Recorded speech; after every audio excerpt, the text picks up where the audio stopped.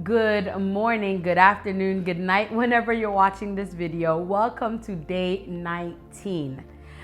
Today, we are going to be talking about praise that gives us access to God. I hope that all of these good habits that you've been building in the past 3 weeks, you don't let them fall by the wayside by February. But we continue to give God our best praise and renew our spirit, our minds, and our bodies.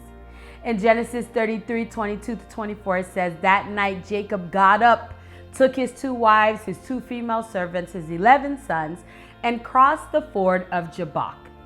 After he had sent them across the stream, he sent over all of his possessions. So Jacob was left alone, and a man wrestled with him until the break of day." After talking to my dad, he helped me to see this verse in a completely different aspect than I had ever considered before. Jacob was in the wilderness because of how he had deceived his brother, how he had lied and just to everybody in order to get his deliverance. And now, of course, he was on the run for his life. But he got to a point where he could no longer run. He was yearning to be back home.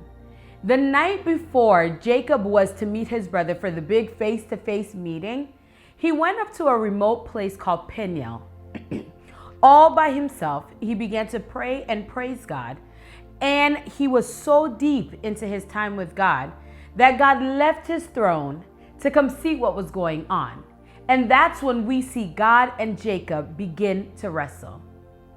Today, I don't really want to focus on the wrestle, but on what allowed God, what caused him to be there in the first place. And that was Jacob's praise. Jacob was so sincere in his praise. He had something to offer God that was from the bottom of his heart, that it caused God to move from his throne to come find out what was going on. When was the last time that your praise moved God? When was the last time that you were so engrossed in your praise, so engrossed in your worship, that God left where he was at in order to come see what was going on? God's praise gave room for God to change his name, and therein in changing his life.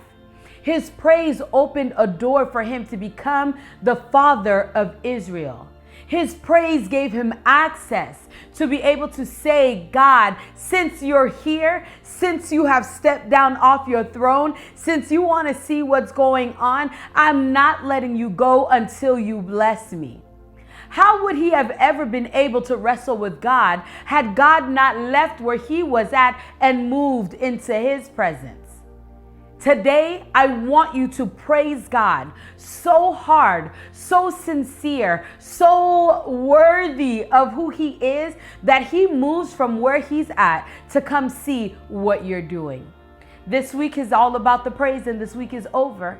But I pray that you take every single thing that we've done throughout these 3 weeks and begin to apply them. This week, today, I want you to get into your prayer closet and begin to praise. Begin to praise, because your praise is your access to God.